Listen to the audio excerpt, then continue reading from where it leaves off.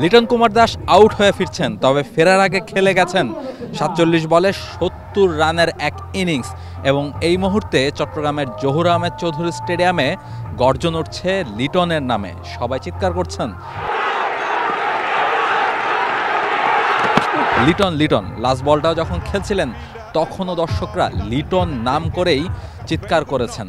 তবে সেই লিটনকেও দুই একদিন আগেই শুনতে হয়েছে দুয়োধ্বনি। সেই দুয়োধ্বনির জবাবটা লিটন দিলেন ব্যাট হাতে, যেটা সবসময়ই তিনি করে থাকেন।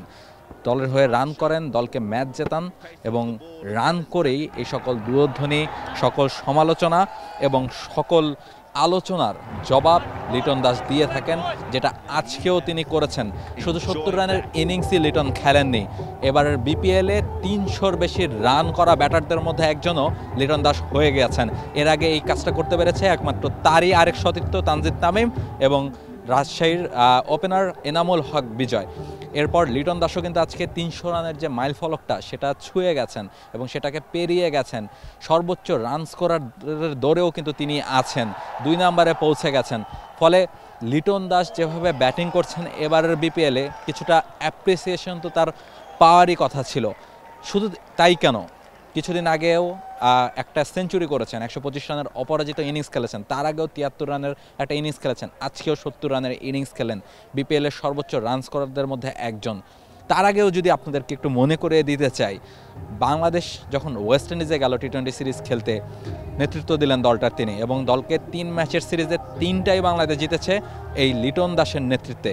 তবে লিটন দাস দলকে জিতিয়ে তারপরে মাঠ ছেড়েছেন ওয়েস্ট ইন্ডিজের মাটিতে, ওয়েস্ট ইন্ডিজকে ওয়েট অ্যাশ করেছে বাংলাদেশ ক্রিকেট দল। এই যে একটা গর্বের মুহূর্ত, সেই গর্বের মুহূর্তের মূল কারণ কিন্তু লিটন দাস। তার ক্যাপ্টেন্সি, তিনি যেভাবে বোলারদের ইউজ করেছেন, লো স্কোরিং কিছু ম্যাচ হয়েছিল, তিনি যেভাবে তার টিমকে কন্ট্রোল করেছেন, তার কারণেই কিন্তু বাংলাদেশ দল ৩ ম্যাচের সিরিজে জিততে পেরেছিল। তবে সেই সব কিছু আমরা বোধহয় খুব দ্রুতই একটু ভুলে যাই।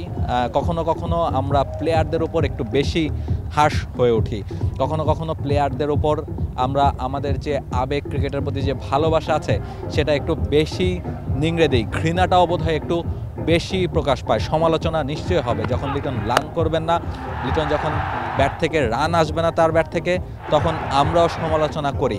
তবে কোনো ক্রিকেটারকে, কোনো প্লেয়ারকে ব্যক্তিগত আক্রমণ করাটা থেকে বোধহয় যে সংস্কৃতি বাংলাদেশের ক্রিকেটে তৈরি হয়ে উঠছে সেটা বোধহয় এখানেই বন্ধ হওয়া প্রয়োজন।